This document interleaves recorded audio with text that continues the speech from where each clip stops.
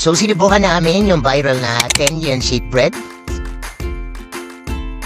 Dito sa Japan, most famous are made through the machine. So hindi na umahawak ng pera yung mga staff nila.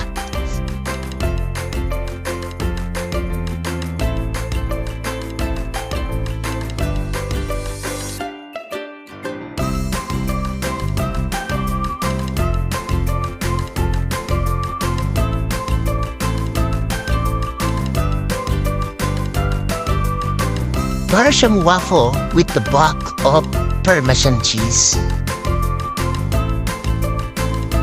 Pagluto na siya, ikakat niya yung edges.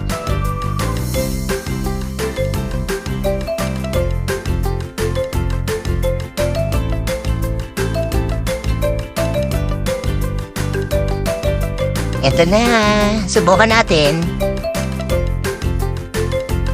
Crispy siya from the outside but soft from the inside. So pagkagat mo sa bread, don't forget to show the stretchy cheese from the inside, like what you see here. It's my turn this time.